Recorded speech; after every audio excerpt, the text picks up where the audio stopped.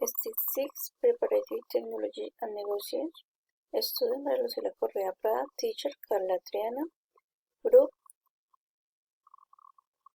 2120327.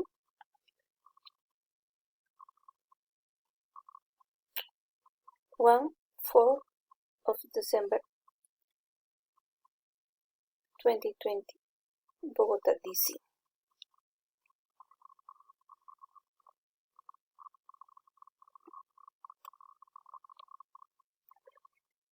Definition on the IP involved and its protection.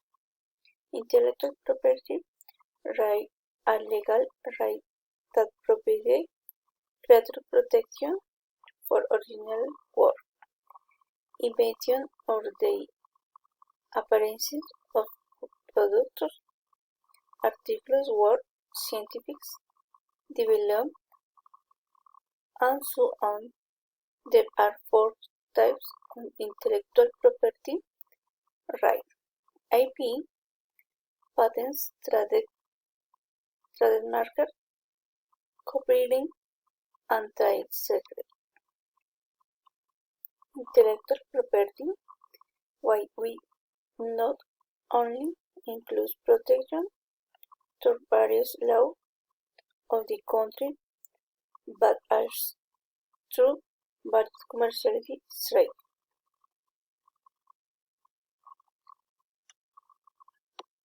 Value methods used to establish the price and the result on the selection. Market methods.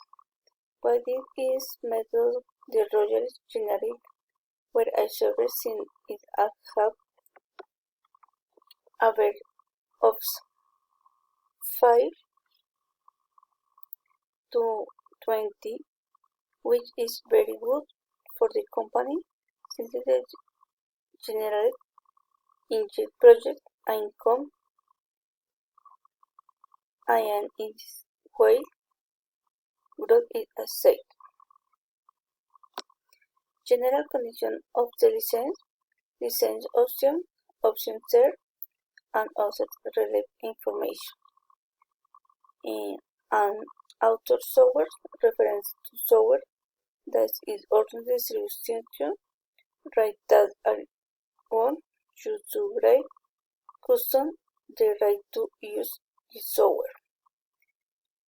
The software license that is because offered is the one in the previous domain. It gives the user access more ease.